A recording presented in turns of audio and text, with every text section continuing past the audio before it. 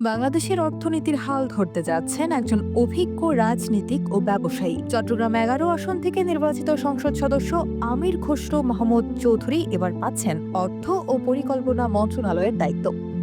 মঙ্গলবার সকাল 10টায় সংসদ সদস্য হিসেবে শপথ নেওয়ার পর বিকেলে মন্ত্রী হিসেবে শপথ নেন তিনি। রাজনীতির মাঠে দীর্ঘ পথ চলা তার অভিজ্ঞতা, উত্থান পতন আর নেতৃত্বের নানা অধ্যায় মিলিয়ে তিনি এখন জাতীয় অর্থনীতির গুরুত্বপূর্ণ দায়িত্বে।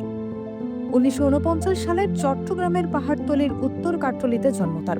তার পিতা আলহাজ মাহমুদুন নবী চৌধুরী ছিলেন যুক্তফ্রন্ট সরকারের মন্ত্রী।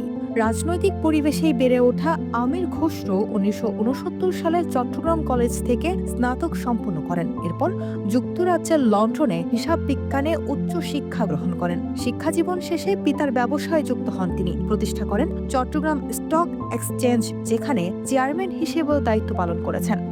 Chittagong chamber of commerce and ইন্ডাস্ট্রিজের সভাপতি, দক্ষিণ এশিয়া এক্সচেঞ্জ ফেডারেশনের প্রথম সভাপতি তিনি, যার বাণিজ্য ও আর্থিক খাতে রয়েছে বিস্তৃত অভিজ্ঞতা। এই ব্যবসায়িক পটভূমি কি তাকে অর্থ মন্ত্রণালয়ের দায়িত্বের জন্য এগিয়ে রাখছে?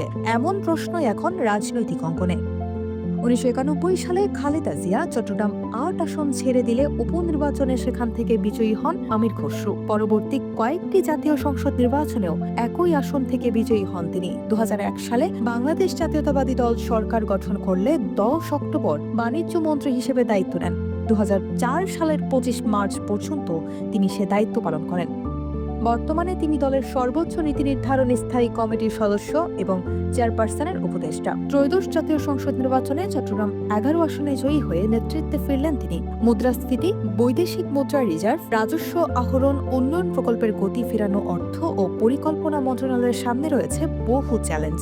এই প্রেক্ষাপটে আমির খসরুর অভিজ্ঞতা, ব্যবসা বাণিজ্য ও নীতি নির্ধারণে দেশের অর্থনীতিকে কোন পথে এগিয়ে নেবে তার উত্তর দেবে সময়।